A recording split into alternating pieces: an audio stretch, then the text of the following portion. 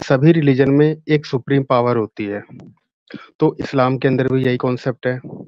तो सर बाकी रिलीजन के अंदर भी यही कॉन्सेप्ट है कि हर किसी में एक सुप्रीम पावर है। तो फिर हम ये कैसे कह सकते हैं कि इस्लाम ही एक सच्चा रिलीजन है? तो आप मुझे इसका जवाब दीजिए कि जब मसला असल सुप्रीम पावर है, तो आप मुझसे ये सवाल करने में क्या ये सवाल वैलिड होगा कि भाई सारे मजाहिब सुप्रीम पावर को मानते हैं, तो कौन सा मजहब सही है? आपको तो सुप्रीम पावर से मसला है ना, मजहब से मसला नहीं है। ठीक है सर, आपने ये कहा कि जो इस्लाम है वो प्योरेस्ट फॉर्म में है, ठीक है। लेकिन सर अगर इस्लाम प्योरेस्ट फॉर्म में है, तो क्या इस्लाम पे सवाल उठाया जा सकता है? जी हाँ, कुणाल साहिब। सर जी, मेरा सर ये प्रश्न था, इतने सारे रिलीजन हैं और सभी रिलीजन में एक सुप्रीम पावर होती है, तो इस्लाम के अंदर भी यही कॉन्सेप्ट है। तो सर बाकी रिलीजन के अंदर भी यही कॉन्सेप्ट है कि हर किसी में एक सुप्रीम पावर है। तो फिर हम ये कैसे कह सकते हैं कि इस्लाम ही एक सच्चा रिलीजन है? आप किस रिलीजन को मानते हैं अभी तक? जी, जी, मैं सर किसी रिलीजन को नहीं मानता। मैं वैसे हिंदू। आपने जो सवाल किया था वो ये था कि हर मजहब में कोई ना कोई सुप्रीम पावर का कॉन्सेप्ट है, तो फिर ये कैसे मान लिया जाए कि इस्लाम ही सही है? अच्छा, मैंने आपसे पूछा था कि आप किस मजहब में हैं, तो आपने कहा मैं हिंदू था, या हिंदुइज्म छोड़ दिया आपने? क्या मतलब, आप क्या कहना चाह रहे थे? हाँ जी, मैं एक हिंदू ही हूँ, मतलब हिंदू रिलीजन की जो फिलॉसफी वगैरह वो सब है, वो सब मैं छोड़ चुका हूँ। फिलहाल जो हम्म। मैं है वो मेरा जो अट्रैक्शन है वो बुद्धिज़्म की तरफ ज़्यादा है, क्योंकि वहाँ पे कोई गॉड गॉड की कोई कॉन्सेप्ट नहीं है, नहीं, इसलिए। मैं समझता हूँ कि आपका जो अट्रैक्शन है बुद्धिज्म की तरफ, वो इसलिए कि अंबेडकर साहब का अट्रैक्शन उधर था ना। नहीं, नहीं, एक ऐसा नहीं है।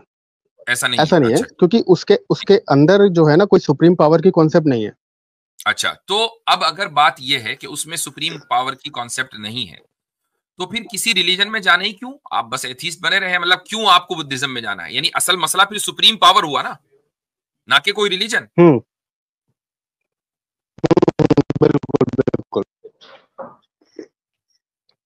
तो आप मुझे इसका जवाब दीजिए कि जब मसला असल सुप्रीम पावर है, तो आप मुझसे ये सवाल करने में क्या ये सवाल वैलिड होगा कि भाई सारे मजाहिब सुप्रीम पावर को मानते हैं, तो कौन सा मजहब सही है? आपको तो सुप्रीम पावर से मसला है ना, मजहब से मसला नहीं है।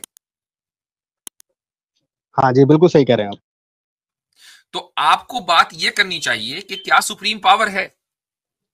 नहीं है तो इस पर बात हो, अगर मसला हुँ, उससे जी, है। इसी पे। लेकिन अगर आपने इस चीज जी, को जी, इसी। एक्नॉलेज कर लिया कि जी सुप्रीम पावर है, तो हुँ, जैसे ही आप इसको एक्नॉलेज करेंगे, तो बुद्धिज्म को तो आप साइड में लगा दीजिए। आप खुद ही कह रहे हैं कि उसमें सुप्रीम पावर का कॉन्सेप्ट नहीं है, एकदम साइड में लगा दीजिए। अब वो आपके लिए सूटेबल नहीं है। अब आपके सामने चंद ऑप्शन रह गए, आपको उसको एक्सप्लोर करना है।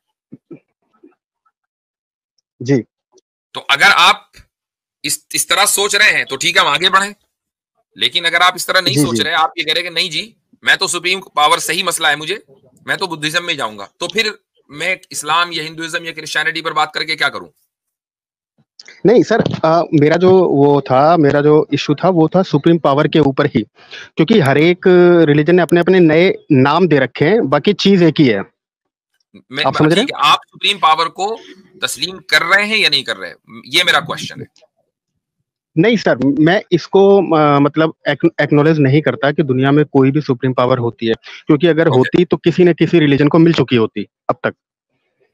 तो आप तो खुद ही कह रहे हैं, तो कॉन्ट्रडिक्शन हो गया। एक तरफ आप ये कह रहे हैं कि हर मजहब में सुप्रीम पावर है, नाम अलग अलग हैं, तो इसका मतलब ये कि सब मजहब वालों को मिल गई सुप्रीम पावर, यानी सुप्रीम पावर का की तरफ हिदायत। आपके एतबार से, हमारे एतबार से नहीं, आपके एतबार से सारे मजहब वाले कि सुप्रीम पावर को मानते हैं, नाम अलग अलग है, तो सब एक ही जात को मान रहे हैं ना, हुँ। तो मिल तो गई। जी, और इसीलिए लोगों में आपसी वो बढ़ता है, मतलब क्या बोलते हैं, एनमिटी बढ़ती है कि नहीं, नहीं, मेरा जो ईश्वर है वो आपके ईश्वर से बेहतर है। इसमें फिर नहीं भावना देखें, बेहतर की आ नहीं नहीं जाती नहीं, है, किसका अच्छा है। ये नहीं, ये चीज जो है ना, ये आपने जो बात कही है, ये एक बहुत ही आम और सतही लेवल की है। अगर आप थियोलॉजी को नहीं समझेंगे, तो फिर इस तरह की बात करेंगे। मैं उसकी मुख्तसर वजाहत करूंगा, फिर मैं, अगर आमिर भाई को कुछ ऐड करना होगा तो जरूर करें। बात देखें, यह है कि सुप्रीम बीइंग के ऊपर तमाम मजाहिब बिलीव करते हैं। जुडिज्म हो, क्रिश्चियनिटी हो, इस्लाम हो, इन तीनों को क्लब करके अब्राहमिक रिलीजन कह दिया जाता है, या यहां तक कि हिंदुइज्म हो और वगैरह वगैरह। ये सब जो है सुप्रीम बीइंग के कॉन्सेप्ट के ऊपर बिलीव करते हैं।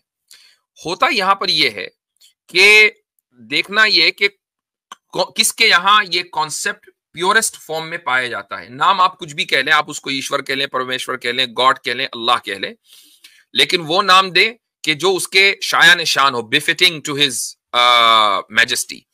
तो ये आप नाम देंगे तो चलेगा, वरना कोई भी आप ऐसा नहीं कि जॉन पॉल आप उसको कह दें। तो अब जिस मजहब में ये कॉन्सेप्ट अपनी प्योरेस्ट फॉर्म में पाया जाएगा वही मजहब सही होगा।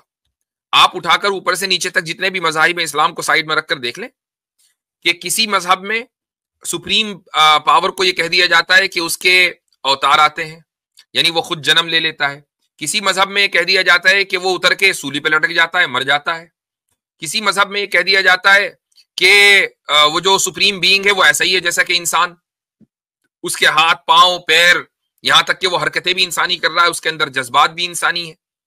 तो ये सारे के सारे जितने भी, ये जूडिज्म के अंदर बहुत कॉमन है, तो ये जो सारे के सारे कॉन्सेप्ट्स हैं ये प्योरेस्ट नहीं है सुप्रीम बीइंग के ताल्लुक से। और जो भी मजहब इस प्योरेस्ट फॉर्म को छोड़ देगा वो फिर क्वालिफाइड रिलीजन नहीं रह गया, वो रिलीजन नहीं रह गया कि जो अल्लाह ने इंसानियत की हिदायत के लिए भेजा है।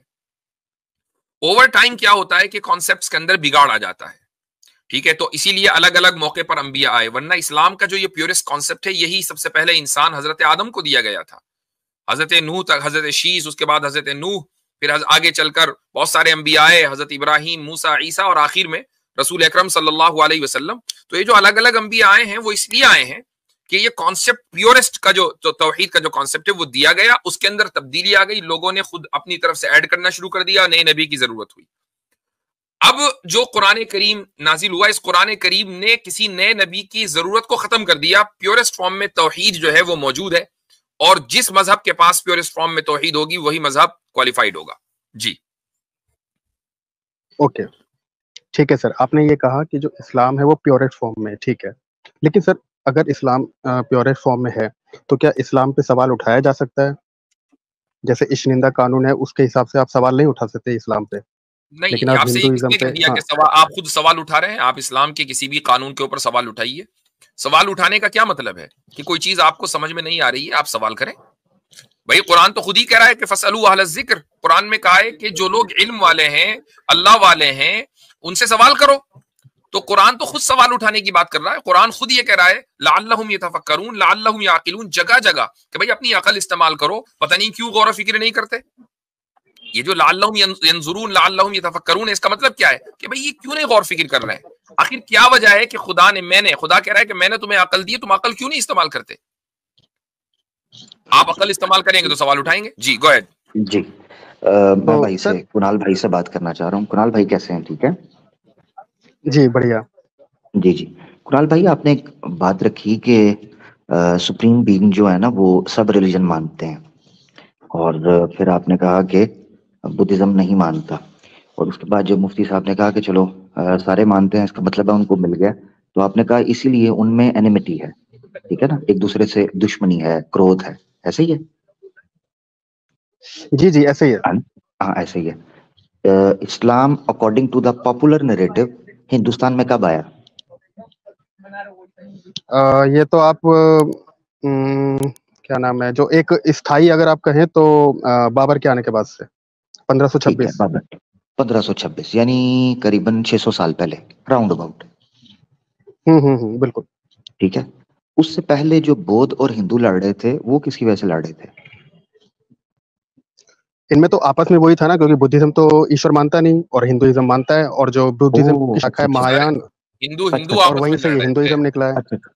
अच्छा हिंदू भी आपस में लड़ रहे थे। नहीं, हिंदू भी लड़ रहे थे, मगर चूंकि ये बुद्धिज्म को, सॉरी रुकिएगा आर्गुमेंट थोड़ा कंस्ट्रक्ट कर लेते, क्योंकि बुद्धिज्म आपने एक्सक्लूड किया है एनिमिटी से, ये मानते हुए कि जिन सब के यहाँ सुप्रीम बीइंग माना जाता है वो लड़े हैं, जबकि इस्लाम अगर निकल जाता है यहाँ से, यानी according to the popular narrative, तो बुद्धिस्ट और हिंदू आपस में लड़ रहे थे, उनमें एनिमिटी क्यों थी? सर जो महायान शाखा है ना बुद्धिज्म की, यही बाद में कन्वर्ट हो गई हिंदुइज्म में 8वीं सदी के बाद से, जब शंकराचार्य आए। उससे पहले तो हिंदुइज्म था नहीं, ये तो 8वीं सदी के बाद से आया है। ठीक है, ये अकॉर्डिंग टू आपका नैरेटिव है, वो उनका नैरेटिव कुछ और है। वो ये कहते हैं वो पहले से हैं, बुद्धिस्ट बाद में आया, वो इसलिए बुद्धिस्ट को या बुद्धा को, गौतम बुद्धा को क्षत्रिय खानदान से मानते हैं। वो कहते हैं कि ये उसी वर्ण से है जिसको श्री कृष्णा ने उत्पन्न किया था गीता के अनुसार। अब वो ये चाहे जितना भी आप ऐतिहासिक प्रमाण, वैज्ञानिक प्रमाण, इसमें नहीं जा रहे, एक पॉपुलर नैरेटिव को लेकर चल रहे हैं। अगर एनिमिटी सुप्रीम बीइंग के मानने के बाद होती तो फिर बुद्धिस्ट और हिंदुओं के अंदर कोई एनिमिटी नहीं होनी चाहिए थी, पॉइंट नंबर 1। दूसरा, एक 52 साल तक हिंदू रहे हैं स्वामी धर्मा तीर्था, उनकी किताब है हिस्ट्री ऑफ हिंदू इंपीरियलिज्म, बाद में बुद्धिस्ट हो गए थे, ठीक है, बाद में बुद्धिस्ट हो गए थे। ये वो अंबेडकर साहब का टाइम था जब उनका कन्वर्जन हो रहा था बुद्धिज्म की तरफ, टिल्ट हो रहे थे। तो उन्होंने किताब लिखी है, पूरा एक चैप्टर बनता है कि कैसे हिस्ट्री में ब्राह्मणिज्म और बुद्धिज्म का आपस में क्लैश हुआ। अब वो ये क्लैश एक्सप्लेन करते हुए कहते हैं कि अशोका और बुद्ध जो हैं उनको भी सामने आना पड़ा, अशोका कैसे लड़ा, शंकराचार्य जी के विरुद्ध में कितने लोग सामने आए, कैसे उन्होंने जनाब फलां युग के अंदर इतने बंदे मारे, इतने बंदे मारे, इतने लोगों को बुद्धिस्ट को मारा गया, यहाँ से निकाला गया। अब ये एनिमिटी जो है ये सुप्रीम बीइंग मानने वाले और सुप्रीम बीइंग ना मानने वालों के दरमियान है। इसका मतलब पता है क्या, ये मैं आर्ग्यूमेंट क्यों रख रहा हूँ? इसका मतलब ये है कि अगर हम मनुष्य जाति की, मनुष्य प्रजा को ऐतिहासिक तौर पर उनकी जांच करेंगे तो पता चलेगा कि आइडियाज की बुनियाद पर जंगें कम और पॉलिटिकल बुनियाद पर जंगें ज्यादा हुई हैं पावर की वजह से। यही चीज स्वामी धर्मा तीर्था ने बयान की है कि खुदा पर कोई विश्वास करता हो या ना करता हो, यहाँ लोग पावर के लिए, राजनीति के लिए, राजगद्दी के लिए एक दूसरे का कत्ल करते रहे हैं। यही वजह है कि बुद्धिज्म में भी हुआ बड़ी तादाद के अंदर।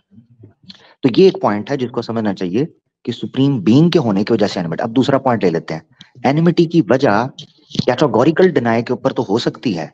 मिसाल के तौर पर सारे धर्मों के लोग, आपने भी माना और हम भी मानते हैं, एक सुप्रीम बीइंग को मानते हैं, तो उनके पास एक जगह पर सेंसस करके यूनिटी करने के चांसेस मौजूद हैं। यानी हम हिंदुओं को उनके शास्त्रों से दिखा सकते हैं कि एक खुदा की पूजा करो, हम क्रिश्चियंस को दिखा सकते हैं उनके शास्त्रों से, हम इस्लाम को दिखा सकते हैं उनके शास्त्रों से कि जनाब ये एक खुदा की पूजा करनी है, सब एक को मानते हैं, नाम मुख्तलिफ हैं, उनके इकट्ठे होने की भावनाएं मौजूद हैं। वेयर एज जब बुद्धिस्ट है, बुद्धिस्ट तो मानता ही किसी को नहीं, वो एक को भी नहीं मानता, वो अकेला तन्हे तना खड़ा होता है, वहां से एनिमिटी शुरू होने के चांसेस ज्यादा होते हैं। अब अगर कोई मान ले ये कहता है कि नहीं जी मैं इतना सीरियस नहीं लेता लाइफ को, तो सीरियस ना लेने की वजह उसका इंडिविजुअलिज्म है। अदरवाइज जब भी कभी बुद्धिस्ट पावर में आए हैं एनिमिटी हुई है, इतिहास इस चीज का गवाह है। बहुत शुक्रिया, थैंक यू। जी हाँ, जबरदस्त पॉइंट है। अच्छा, एक चीज और मैं इसका इजाफा करना चाहूंगा कुणाल साहब, मान ले थोड़ी देर के लिए कि दो मुल्कों में जंग हो रही है, तो क्या आप ये समझते हैं कि दो मुल्कों में जब भी जंग होगी तो उसकी बुनियाद रिलीजन होगा? सर देखिए, जो दो मुल्कों में जंग होती है वो एक्चुअली में पावर के लिए ही होती है, लेकिन जो हमारा प्रश्न ये था कि जो डिवाइन पावर है, जो सुप्रीम पावर है, आखिर वो किस मजहब में है? मेरा सवाल ये था। ये तो हम फिर पॉलिटिकल में चले जाएंगे, काफी लंबी डिबेट हो जाएगी। डिवाइन पावर तो वो किसी मजहब में महसूर लिमिटेड नहीं है, डिवाइन पावर इंडिपेंडेंट है। ऐसा नहीं है कि वो किसी मजहब में मौजूद है, वो इंडिपेंडेंट है, उसको एक्सप्लोर करना है। अब वो एक्सप्लोर वो करेगा जो डिवाइन पावर को उसके प्योरेस्ट फॉर्म के अंदर प्रेजेंट करेगा दुनिया के सामने, जिसमें जैसे ही उसने उस डिवाइन पावर को अपने जैसा समझ लिया या अपने को डिवाइन पावर जैसा समझ लिया, दोनों एतबार से उसने अपने आप को डिस्क्वालीफाई कर लिया। मैंने इसीलिए मिसाल दी कि वो डिवाइन पावर इंसान की शक्ल में इस दुनिया में मौजूद नहीं होगी, ये इंसान कभी डिवाइन पावर की शक्ल में नहीं जाएगा। मसलन कोई आपके यहाँ पैदा हुआ और आपने कहा कि जी यही पूजनीय है, हम तो इनकी पूजा करेंगे, तो आपने उसको वो डिवाइन स्टेटस दे दिया। या ये कि कहा कि खुदा नीचे उतर के सूली पे लटक गया, तो ये भी आपने उसको इंसानी स्टेटस दे दिया, जो कि इंसान लटकते हैं सूली के ऊपर, और उसको खुदा को अपने आप को पनिश करने की जरूरत ही क्या रही थी? खुदा को अगर फॉरगिव करना है तो फॉरगिव कर दे। तो ये है ना, तो प्योरिस्ट फॉर्म में किसने वो कॉन्सेप्ट दिया है? तो आमिर भाई ने जो बात कही वो ये कि आपने एनिमोसिटी की बात की, एनमिटी की बात की कि रिलीजन की बुनियाद पर एनमिटी होती है, तो वो तो डिबंक हो गया। अब बात ये हुई कि किस मजहब का पैगाम सबसे जबरदस्त है, उसको आपको देखना है कि प्योरिटी या प्योरेस्ट फॉर्म में तौहीद कौन पेश कर रहा है। सिंपल। चलिए ठीक है सर, आपने ये मतलब मान लिया कि कोई मतलब मैं समझता हूं कुणाल साहब, मैं आपको एक सजेशन देता हूं। सजेशन ये है कि आप ये देखें कि इस दुनिया के लिए डिवाइन पावर का या सुप्रीम पावर का होना जरूरी है या नहीं। अगर तो ये दुनिया इटर्नल है, इसका कोई आगाज नहीं है, और यहां पर सब काम आप यानी ये कह रहे हैं कि ये सब इत्तेफाकात है, ये कोइंसिडेंस है कि इंसान बन गया, कोइंसिडेंस है कि जानवर बन गए, कोइंसिडेंस है कि सूरज चांद सितारे बन गए। इतना कॉम्प्लेक्स सिस्टम जो है ये कोइंसिडेंसेस के नतीजे में है, और आप इसको फैक्चुअली साबित कर दें तब तो आप ठीक है, मान लीजिए कि भाई सुप्रीम बीइंग की जरूरत ही नहीं है। लेकिन अगर आप इसको फैक्चुअली साबित नहीं कर सकते, बस ये एक तरह का वहम है, एक ख्याल है, एक थ्योरी है, बल्कि थ्योरी भी नहीं कहना चाहिए, हाइपोथेसिस है कि ये कोइंसिडेंसेस के नतीजे में ये सारी चीजें हुई हैं।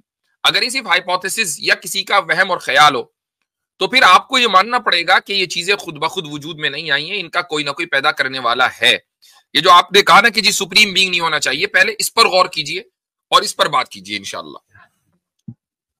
तो सर आपके कहने के हिसाब से ये जो धरती पे जो हम मनुष्य रह रहे हैं, पेड़ जीव जंतु जो जितने भी हैं, ये सभी ये जो रीजन है इनके पीछे एक डिवाइन पावर है, आपके कहने का मतलब ये है, बस लोगों ने उसके नाम अलग अलग रख लिए हैं, ऐसा ही है? बिल्कुल बिल्कुल ऐसा ही है, एक क्रिएटर है जिसने इन सब चीजों को क्रिएट किया है। ओके, चलिए ठीक है। तो फिर सर अगर कोई विपदा आती है, जैसे अभी हमारे इंडिया में ही एक टनल में कई लोग फंस गए थे, तो हमारे यहाँ इतने सारे देवी देवता, इस्लाम और बहुत सारे रिलीजन है इंडिया में, तो कोई भी सर काम नहीं आया। तो सर फिर इस पे भी आप थोड़ा बताएंगे कि जब उसकी वजह से सब कुछ हो रहा है, देखिए तो फिर दूसरे अगर कोई रिलीजन गलत का चीज तो मैं नहीं होती कह है। सकता, दूसरे रिलीजन का तो मैं नहीं कह सकता, लेकिन मैं अपने रिलीजन का यानी इस्लाम के बारे में मैं बात कर सकता हूँ। हमारे यहाँ पूरा एक कॉन्सेप्ट है जिसको हम कहते हैं द कॉन्सेप्ट ऑफ ईवल। और ईवल का मतलब ये है कि जिंदगी के अंदर परेशानियां आएंगी।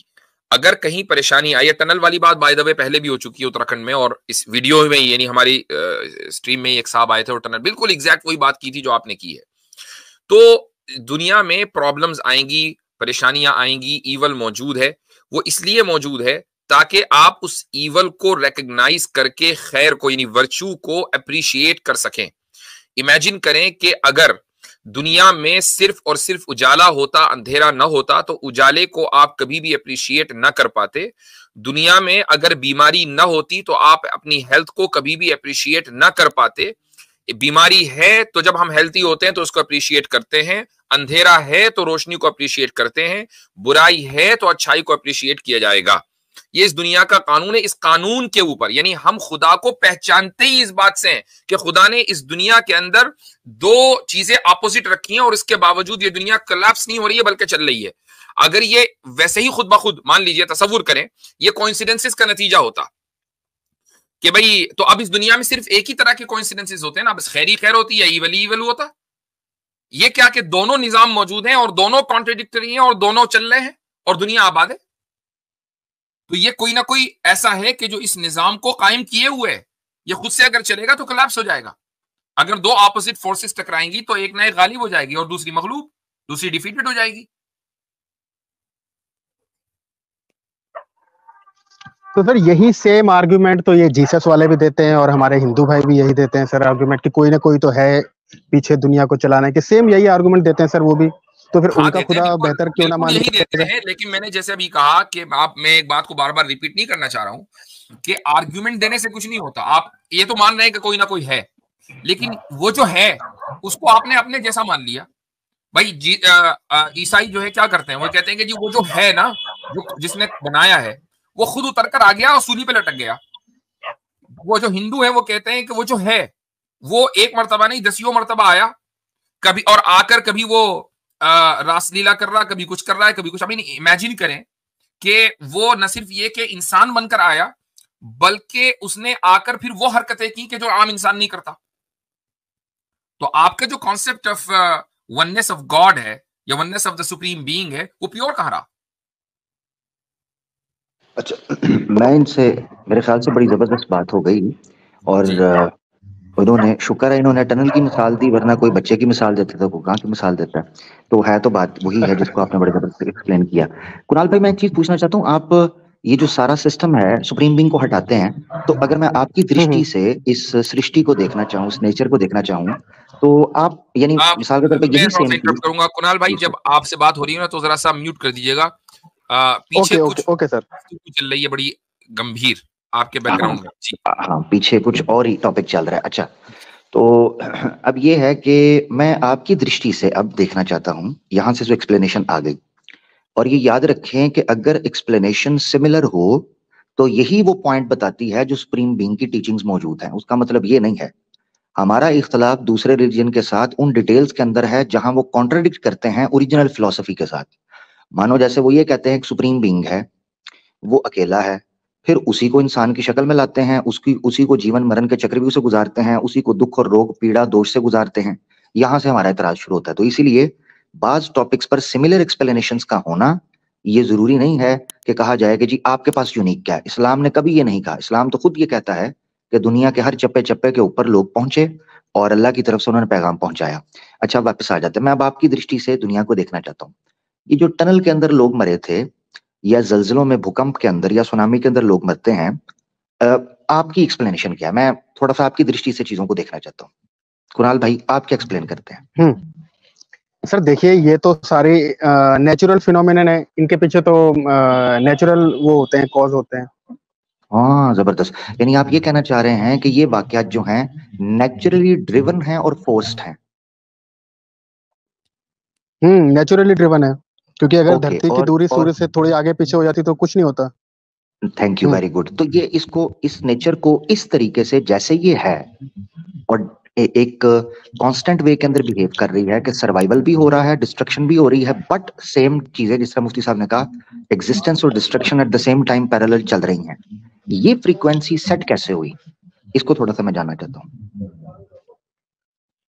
अब इसके पीछे सर मतलब सेट कैसे हुई, और ये तो अब चल ही रही रिसर्च की कैसे हुआ, क्यों हुआ, ये सारी नहीं चीजें। नहीं नहीं, देखिए रिसर्च चल रही है साइंस में, बुद्धिज्म में नहीं। बुद्धिज्म में तो रिवील हो गया ना। हाँ वो बुद्धिज्म ना जिधर आप जा रहे हैं उसकी बात। हाँ ओके।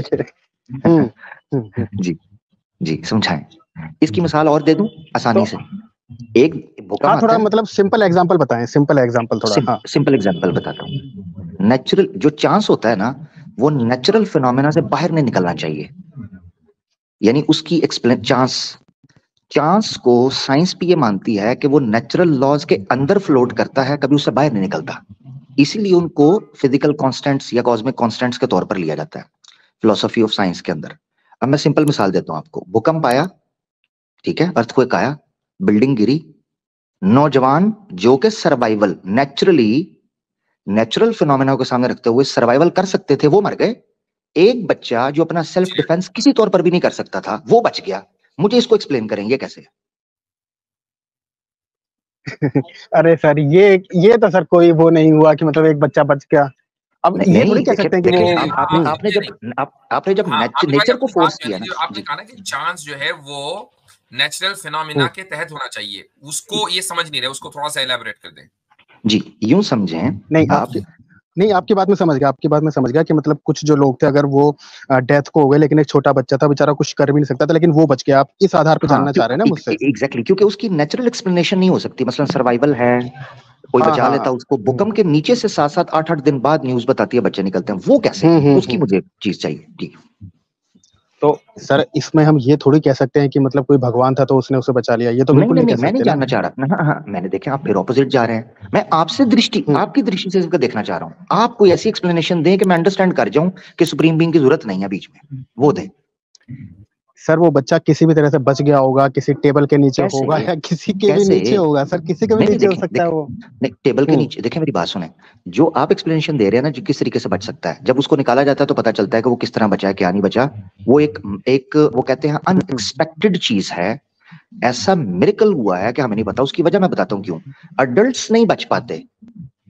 अगर टेबल के नीचे बचना होता, अगर सर्वाइवल इंस्टिंक्ट किसी को बचाती होती, तो अडल्ट्स को ज्यादा बेहतर तरीके से बचना चाहिए था, क्योंकि वो सर्वाइवल में ज्यादा। मिसाल के तौर पर मैं आप पे अटैक करता हूं, आप 28-30 साल के कड़ियल जवान हैं, ज्यादा चांसेस ये हैं, नेचर ज्यादा ये चीज दर्शाती है कि आप बच सकते हैं क्योंकि आप जवान हैं। मगर एक बच्चा जो 5 साल का, 3 साल का है, उसके ऊपर मैं अटैक करूंगा, नेचर नहीं मुझे अलाउ करे, यानी नेचर उसको अलाउ नहीं करेगी कि वो डिफेंस कर सके।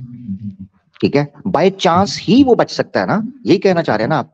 मगर वो भी नेचर के अंदर रहना चाहिए, बट आप उस चीज को एक्सप्लेन नहीं कर पा रहे। यह है बात। नहीं सर, देखिए ऐसा हुआ कि हमारे इंडिया में कुछ बच्चे जो बोरवेल होती है ना उसमें गिर गए थे, तो उसमें से कुछ बच्चे तो बच गए थे, लेकिन कुछ बेचारे इतने भाग्यशाली नहीं थे, वो बेचारे नहीं बच पाए। देखें कुणाल साहब, सिंपल सी बात है। वो ये है कि आपने कहा कि टनल जो कोलैप्स हुई थी, या जो दुनिया में जितने भी डिजास्टर्स आते हैं ना, इसको गौर से सुनिएगा जो कहा जा रहा है ये सारे के सारे नेचुरल कॉजेस के तहत होते हैं। नेचुरल एक कॉज हुआ, उसकी वजह से कोई ना कोई इफेक्ट हो गया, टनल गिर गई या व्हाटएवर, ठीक है, आपने ये बात कही। ओके, अब हम ये कहते हैं कि दुनिया में जितने भी हादसा हो रहे हैं उसके पीछे पीछे कोई ना कोई नेचुरल कॉज है। वो जो नेचुरल कॉज होगा वो जो नेचर जो हमारा फिनोमिना है उसके तहत होगा, ठीक। अब होता ये कि एक रेयरेस्ट सिचुएशन में एक बच्चा जलजला आता है और पूरी बिल्डिंग उसके ऊपर गिर जाती है, बड़े बड़े स्लेब कंक्रीट के उसके ऊपर गिर जाते हैं, इसके बावजूद भी वो बच जाता है। इस तरह की कई मिसालें अभी गज्जा से आ रही हैं कि ऊपर बम गिराया, पूरी बिल्डिंग नीचे गिर गई, और कई दिन के बाद, एक हफ्ते के बाद, 5 दिन के बाद छोटा सा बच्चा जो दूध पीता बच्चा है वो जिंदा निकल कर आ रहा है, उसको निकाला जा रहा है, मलबे के अंदर दबा हुआ है, जबकि बड़े नहीं बचते हैं। तो उसके पीछे चांस है, ठीक है। अब इस चांस की आपको इसकी वजाहत करनी है बुद्धिज्म के हवाले से, चूंकि आप उधर जा रहे हैं कि बुद्धिज्म ने इस चांस को कैसे एक्सप्लेन किया। तो साइंस क्या कह रही है उसको छोड़ दीजिए, चूंकि आप साइंटिस्टिक नहीं है ना, आप तो बुद्धिस्ट बन रहे हैं। थैंक यू मुफ्ती साहब, thank you for this easy और सिंप्लीफाइड एक्सप्लेनेशन। जी कुणाल। तो देखिए सर, आप मुझसे बुद्धिज्म के माध्यम से पूछना चाह रहे हैं इसका वो इसलिए कह रहे हैं चूंकि आप बुद्धिज्म में इस वक्त इंटरेस्ट रखते हैं, या तो आप ये कहें कि भाई मुझे बुद्धिज्म में कोई इंटरेस्ट नहीं, मुझे किसी भी रिलीजन में इंटरेस्ट नहीं, तो जाहिर है फिर बुद्धिज्म का कोई क्वेश्चन। लेकिन अगर आप अपना एक जहन बना चुके कि शायद ये बुद्धिज्म जो है ना यही आंसर करेगा मेरे प्रॉब्लम की, तो इस प्रॉब्लम का आंसर क्या है वहां? चूंकि आपने तमाम मजहबों को इसलिए रिजेक्ट किया है कि प्रॉब्लम ऑफ ईवल का आपकी नजर में इनके पास कोई आंसर नहीं है, तो हम ये पूछ रहे हैं कि उस प्रॉब्लम ऑफ ईवल का जो चांस की बुनियाद पर होती है, बुद्धिज्म में क्या आंसर है वो बताइए। सर बुद्धिज्म में सर देखिए, ना तो उसमें आत्मा होती है ना परमात्मा होती है, उसमें सर ये दे रखा है अपदीपो भव, अपने दीपक स्वयं बनो, मतलब खुद से ही आप अपना वो कर लो, मतलब अच्छे इंसान बनो। उसमें मतलब जो बेसिक फिलॉसफी ये है कि अच्छा आप इंसान बनो, उसके लिए उसमें कुछ नियम वगैरह दे रखे हैं। नहीं, ये चीजें समझ, देखें दो चीजों में फर्क है। एक है कि आपके कर्म कैसे होने चाहिए, अभी वो डिस्कस नहीं हो रहा, अभी वो सिचुएशन डिस्कस हो रही है जिसको प्रॉब्लम ईवल या वो डिस्ट्रक्शन है, डिजास्टर है, जिसको रिलीजन के ऊपर या सुप्रीम बीइंग को चैलेंज करने के लिए किया जाता है। अब जानना ये है कि बुद्धिस्ट तो उस एंटिटी को या उस फिलोसफी को निगेट कर चुका है, उसकी जगह आप क्या एक्सप्लेन करेंगे? आप कर्म ना वहां बताएं कि कर्म क्या होंगे, मैं जानना चाह रहा हूँ डिस्ट्रक्शन क्यों हो रही है, इस तरफ फोकस करें। जी सर, इस चीज का मुझे नहीं लगता कि उसमें कुछ दे रखा होगा, उसमें तो सारे नेचुरल लॉ दे रखे हैं, भाई सब कुछ नेचर के हिसाब से होता है।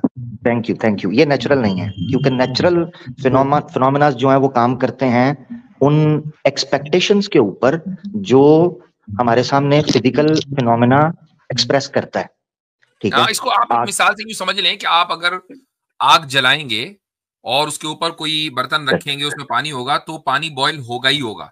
ये नहीं होने का कि आपने आग जला रखी है, पानी बॉयल होने के बजाय ठंडा हो गया, ये तो नहीं होगा ना। यानी नेचर जो काम करेगा वो एक ही तरीके से काम करेगा। तो बिल्डिंग गिरेगी और अगर उस बिल्डिंग के में 100 बंदे हैं और 100 में से 99 जो एडल्ट हैं वो मर रहे हैं, बच्चा बच गया, तो उसने एक तरह से काम नहीं किया, कुछ और हुआ है यहाँ पर। वो क्या है? ये एक्सेप्शंस नहीं होनी चाहिए, आसान लफ्जों में जिस तरह कहा, ये एक्सेप्शंस जो है ना ये सवाल खड़ा करती हैं, और प्रॉब्लम ईवल की वो एक्सप्लेनेशन ही फिट बैठती है जो अल्हम्दुलिल्लाह इस्लाम ने पेश की है। अदरवाइज आप ब्लैंक हो जाएंगे, जैसे आप अभी कह रहे हैं कि हमारे पास कोई नहीं है, क्योंकि वो कर ही नहीं पाएंगे उसको। बहुत शुक्रिया, थैंक यू, इतना ही है।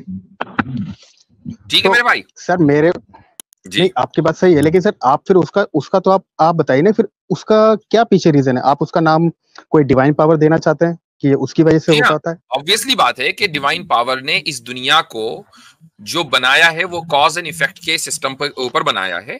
हम कॉज एंड इफेक्ट का इनकार नहीं कर रहे हैं, लेकिन उस डिवाइन पावर का इंटरवेंशन भी होता है, उसकी कोई ना कोई विजडम हो सकती है। वो विजडम ये भी हो सकती है कि उस बच्चे को जिंदा रखना है, आगे चलकर उससे कोई काम लेना है, उससे कोई खैर निकलनी है, कोई शर निकलनी है, वो कुछ भी हो सकता है। वो आगे चलकर जब वो बच्चा बड़ा होगा तब आपको अंदाजा होता है कि हाँ भाई इस बच्चे ने बड़े होकर ये काम किया। कितने ही वाकयात ऐसे हैं कि मसलन कि एक ऐसा मौका आया कि शायद वो बच्चा जिंदा ना रहता, लेकिन बड़े होकर उसने ये कारनामे अंजाम दे दिए। तो वो खुदा की कोई भी हिकमत हो सकती है, खुदा की सारी हिकमतें और उसकी विजडम हम इंसान कभी जान ही नहीं सकते। लेकिन आपके पास इसके अलावा कोई दूसरी एक्सप्लेनेशन नहीं है कि वो खुदाई या डिवाइन इंटरवेंशन की वजह से वो बच्चा बचा है। ठीक है सर, आपके हिसाब से वो डिवाइन पावर है क्रिएशन और उसके हिसाब से, मतलब क्या आपने बोला था कॉज एंड क्या बोला था सर कॉज आपने एंड अभी? Effect, cause and effect. हाँ, कॉज एंड इफेक्ट, ठीक है ठीक है ठीक है। तो सर इस हिसाब से फिर उस डिवाइन पावर को भी बनाने वाला कोई होना चाहिए ना?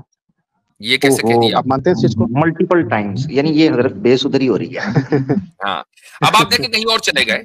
हाँ। लेकिन अगर आप, एक आसिम भाई ने एक जुमला बोला था बड़ा जबरदस्त, उसी को मैं मुस्तार ले रहा हूँ, उसी को मैं बोरो कर रहा हूँ।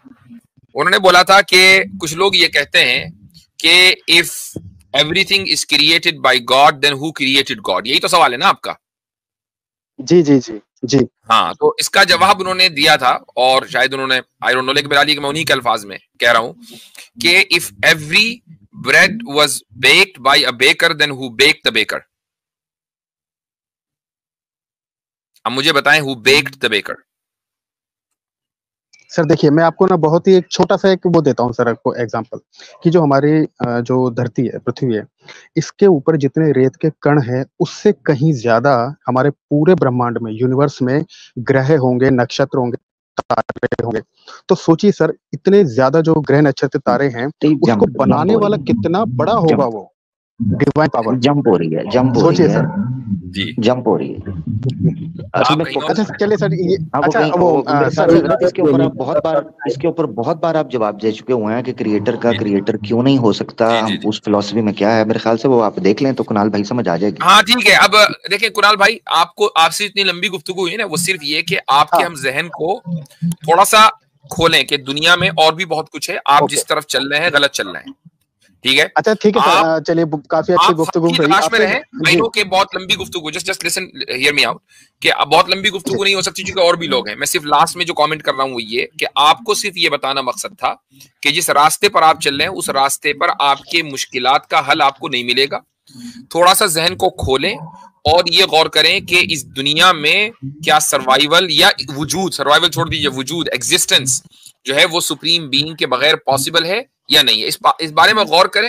अलग अलग रिलीजन को आप पढ़ना चाहे पढ़ें, और हमारे पास आते रहें, हमारी स्ट्रीम्स देखते रहें, इंशाल्लाह आपको फायदा होगा। ठीक है? ओके सर, एक लाइन सर बोली थी। हेलो जी बोलिए, लास्ट लाइन। जी सर। हाँ जी जी जी बिल्कुल सर। हमारी तो दिक्कत ये है कि सर जो हम नास्तिक है ना सर, हमें तो सर गालियां हिंदुइज्म से ही पड़ती है, आपकी तरफ से ही पड़ती है, और जीसस की तरफ से ही पड़ती है। तीनों तरफ से गालियां पड़ती है। हमने आपको कौन सी गाली दी है? अब देखिए इतने शानदार माहौल में आपसे बात हुई है। नहीं आपकी बात नहीं कर रहा, मतलब एक वैसे वे में कह रहा हूँ, मतलब तीनों लोग देते हैं। तो अब हम नहीं दे रहे ना, आप हमारे चैनल पर आते रहा करें इंशाल्लाह। जी जी बिल्कुल सर, बिल्कुल बिल्कुल, शुक्रिया सर। Okay sir. वैसे आपकी टीम की तरफ से हम सबको ही मिल रही होती हैं, ये भी कसर निकाल लेते हैं ना आपके बुद्धिस्ट लोग। जी जी।